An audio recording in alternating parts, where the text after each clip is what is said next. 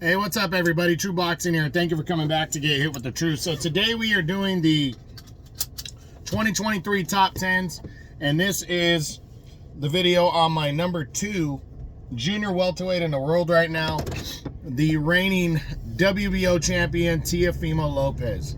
Now, before we get into that, if you could smash the like button, leave a comment, or subscribe to the channel, I really do appreciate any and all support that I can get as I continue to build my channel. Now, I know I'm not going to mention him because I want to leave some kind of suspense. I know if Lopez is number 2, everybody else knows who's number 1.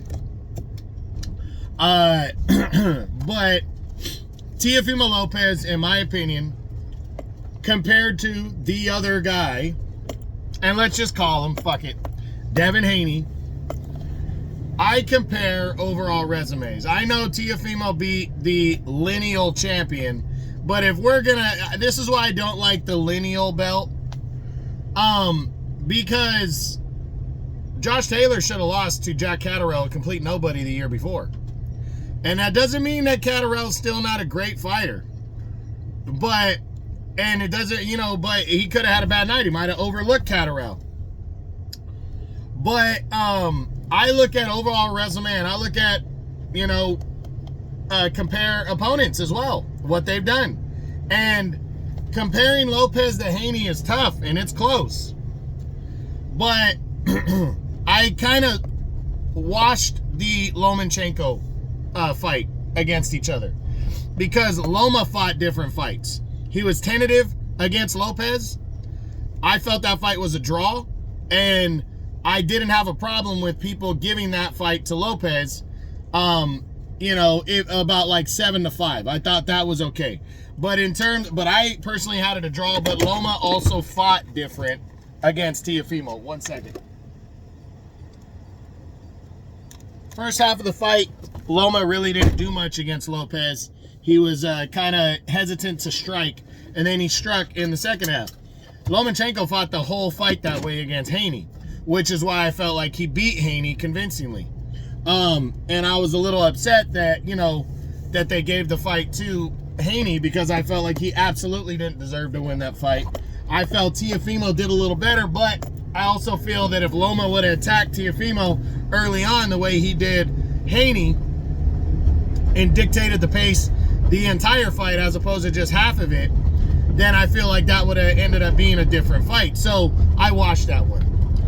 But I have to look at the Kambosos fights, you know, and Lopez lost to Kambosos one way or another, whether you want to say it was the weight, whatever. I don't care, because for me, what did you do the night of the fight?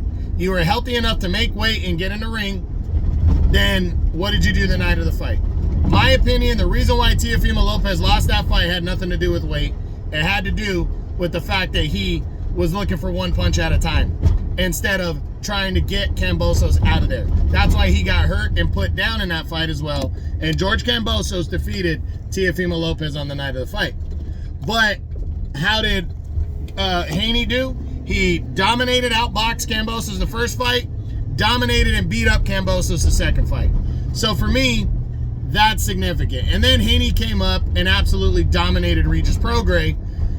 But Teofimo convincingly beat Josh Taylor at 140. So for me, they both have significant victories, obviously, against the number 1 and 2 fighters coming into the year between Taylor and Prograis.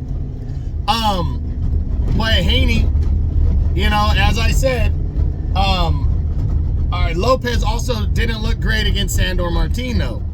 And Haney, you know, you start to compare the other victories. For me, it really came down to Kambosos. So that's why Teofimo is number 2. And it's barely number 2. He is the WBO champion. He wasn't ranked at this division coming in. He was still a lightweight, technically. He's 27 years old. Yeah, he's 27 years old. And he went 1-0 on the year, 19-1 with 13 knockouts. Next up for him is a showdown with Jermaine Ortiz on February 8th, where he'll defend the WBO belt. A victory there, it could sway him. It depends on how he looks, but Ortiz is not a pushover, but I think Teofimo's going to win. Then after that, it just depends on what's available for Teo.